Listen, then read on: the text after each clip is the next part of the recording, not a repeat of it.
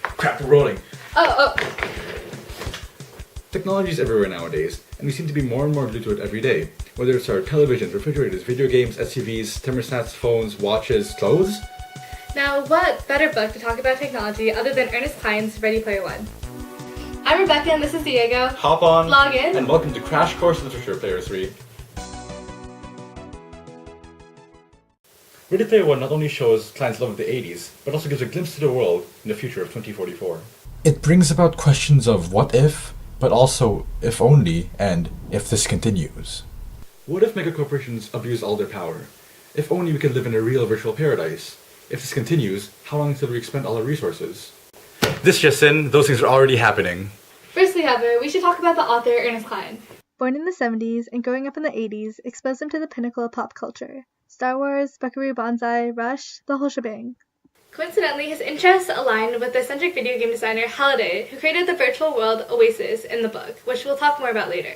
However, Cline's life wasn't all fun and games. When his mother passed away, he began writing screenplays, not unlike the video games he played to take himself away into a new fantastical world. In Halliday's Anorak Almanac, a book about himself, he writes, "Being human totally sucks most of the time. Video games are the only thing that makes life bearable." Cline says this with Halliday's voice, but perhaps he was voicing some of his own inner thoughts. But before we go all leeward tickets to the book, let's take a look at the plot bubble. As mentioned before, we have the eccentric video game designer Halliday, who, like most stereotypical video game designers, are unsocial hobbits that melt in the sunlight. Lucky for him, he was rich with his invention, the Oasis, a virtual oasis for people to escape reality. Once he passed away in 2044, he left his extensive video game collection to his friend and co-founder of the Oasis, Ogden Morrow. But he left his Oasis with no owner. Instead, he set up a hidden Easter egg in the Oasis, and the first person to clear all the challenges will inherit his wealth and the game. No, not the chocolate confection. I'm talking about video game Easter eggs. These are typically little secrets in games that designers hide, which serve no other purpose than the joy of discovering them. So of course our main protagonist, Wade Watts, not the superhero-like alliteration like Clark Kent or Peter Parker, is a high school gamer dude who spends most of his life in the Oasis, trying to escape his horrible life in the real world by becoming Gunter, or Egg Hunter, to find the Easter egg. And who could blame him? See, life has degraded in the real world since the introduction of the Oasis, an ongoing power crisis as a result from the overuse of Earth's resources, an ever-increasing population, and an overall miserable world, as Wade puts it, perpetually bleak, and each decaying, overcrowded city he rolled through looked just like the last. He is forced to live in the stacks, overpopulated cities all around the world, where their hundreds of mobile homes and ramshackle dwellings are precariously stacked upon each other. And of course, with this destruction of the environment, there has to be some sinister force driving it. This is where IOI comes in. Innovative Online Industries, or IOI, was a global telecommunications conglomerate and the world's largest internet service provider. Being such led to a quick rise to power when suddenly everyone wanted to reconnect to the Oasis, and power leads to more power when they decide to devote all of their resources into finding that egg. Considering Cline grew up in the 80s, a time where Reaganomics were in place, like lower taxes for corporations and deregulation for domestic markets, he knew a thing or two about corporations getting power. Now Wade has to team up with a bunch of ragtag gunters like his best friend H, Oasis celebrity Artemis, and racist Japanese samurai duo Daido and Shoto to be IOI on the hunt to find the legendary egg. Did you enjoy all those pop culture references? Well, strap in, because we've barely scratched the surface. But wait, before we go too deep, let's grab something to chew on. Now, despite all the fun references to the 80s, there's been much criticism of the book. New York Times says that there comes a point when it's clear that Wade lacks at least one dimension, and the outline describes the book's true purpose as being to pelt the reader with an ungodly amount of pop culture references. All these critiques have some truth to them. Wade is your typical teenager that plays video games, doesn't go outside, and doesn't know how to talk to girls. And Ready Player One does throw in a whole stack load of references. But Ready Player One didn't get #1 sci-fi novel in 2011 on Barnes & Noble, Amazon, and Hudson's Booksellers for nothing. There has to be something in the book which makes it such a page-turner. A large portion of the readers are geeks, and it's the little references that are dotted throughout the book which makes it so lovable for them to read. Especially with the 80s, there's a sentimental longing, or a nostalgia, for that time period. Nostalgia is one of those controversial topics amongst nerds nowadays, whether it be film critics, bookworms, or gamers. It's that sacred law which basically states that because I thought it was good a long time ago, it still has to be good, despite what anyone else says. It could be with old games like Super Mario 64 with their blocktastic graphics, or old films like The Princess Bride with their incredible set design. Regardless, nostalgia is a major driving force in appealing to older audiences, and raises the question of what is truly appealing to an audience. Is this new thing better than my old thing? Do I want it to be better than my old thing? Nonetheless, Ready Player One brings people back to that era and happy time. Similar to how if people watch Pleasantville with nostalgia with the 60s, they'll have personal attachment to that film.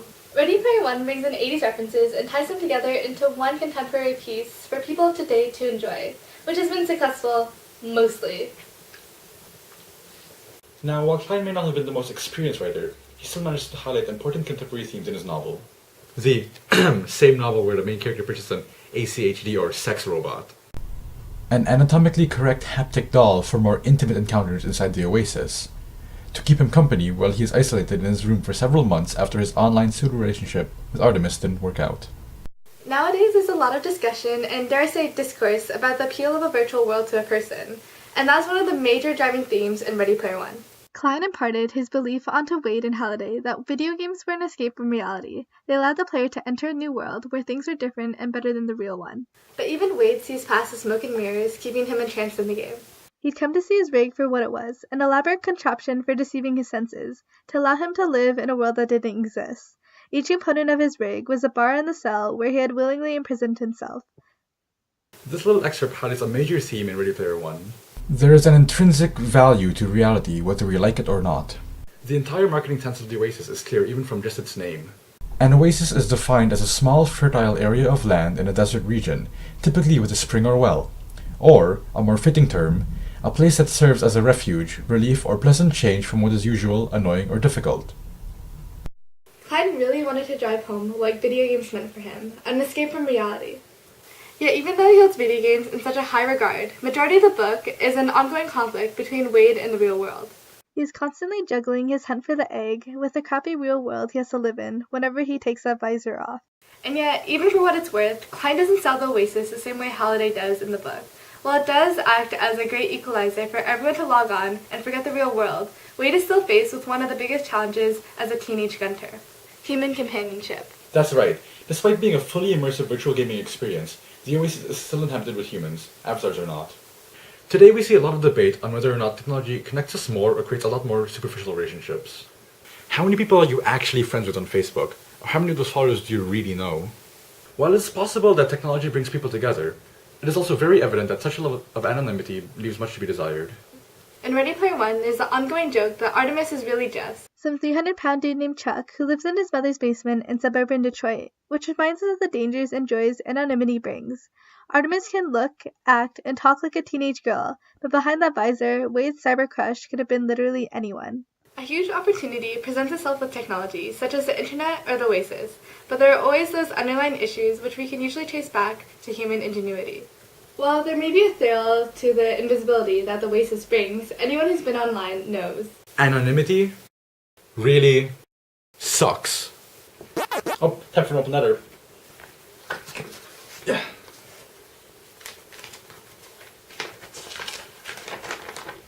Dearest Diego, why are you still using physical mail? Haven't you heard of the electronic mail? It's a revolutionary development. It could change the world.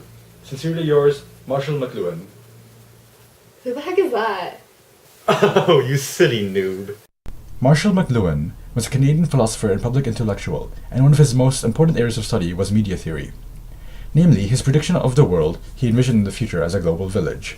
He was well known on his ideas in media discourse, and predicted that through the evolution of communications technology, the world would be connected, and in a sense, shrunk down to the size where communicating with someone halfway across the world would be as easy as communicating with someone across the street, hence the term global village. So he predicted the internet. Yes, he predicted the internet. So in spite of the negative connotations associated with meeting people online, the prospect of the global village still allowed meaningful connections to be made between Wade's group of hunters.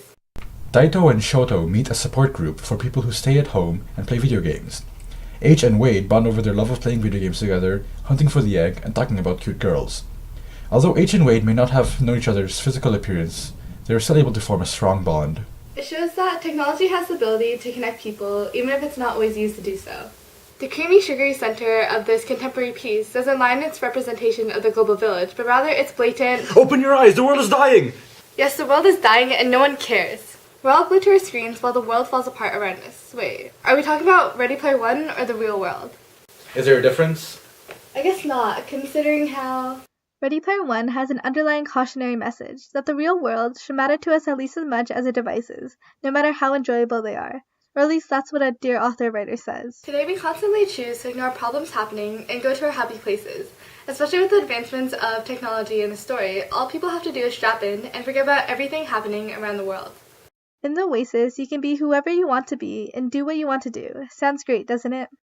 But the lack of real-world narration in Ready Player One is important. It shows us how much time we spend plugged in on our devices instead of seeing the real world. And all this fuss about the real world dying and the Oasis taking over can be traced to one key point. This is where IOI comes in. Ever since the introduction of the egg hunt, they have established a special oology division, or one focused solely on discovering the egg. It is headed by Nolan Sorrento, a Halliday fanatic devoted to taking control over the Oasis by any means necessary. They regularly employ assassination, mass murder, blackmail, abduction, and even terrorism, both in the game and in the real world. All in the pursuit of more ad revenue!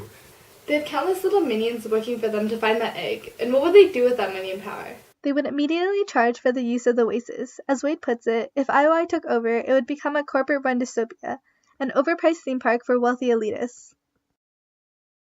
There shouldn't be a dollar sign on what people consider our personal freedom. But why does this matter? Well, looking at the situation between the oppressors and the oppressed, or megacorporations and the citizens, we see at the end that all the Gunters had to work together to overthrow IOI. Perhaps Klein was saying that when people work together, they can overcome any evil. Now, it makes sense for him to do this, because when he was a little kid, he would always play Star Wars with his brother, and he would always choose to represent the rebellion. Now, he's not saying to start a rebellion himself, but maybe he's saying that together we can stand strong. The notion of we, not me, is very important, and even more so because of the time period that Klein wrote the book in. In the 2000s, while Ready Player One was written, some platforms that were created that you may recognize are YouTube, Facebook, and a little extinct dinosaur named Twitter. These platforms are constantly used by people to show off what tricks they can do, how pretty they are, and how loaded they are. Because we all know that our self-worth is determined by the number of views or likes we receive. In the story, Gunters post about themselves and other Gunters try making money off streaming sites. In fact, these Gunters are the ones that wanted to see their name as the winners of Halliday's contest. It was no mistake that to open the final gate, 3 was a magic number. It needed 3 people to open it, because sometimes you need to think beyond yourself and think of others. Overall, Ready Player One hits a couple topics in speculative fiction. It touches on the effect of nostalgia, the importance of reality, as well as the significance of working with others. Most of all, it was Klein's ode to the 80s. While reading Ready Player One, not only is it important to pick up on those 80 references, but to understand that some of the evil things happening are happening today, like corporations taking over or people being ignorant of the real world. We hope you enjoyed. This is Player One, And this is Player 2. signing off.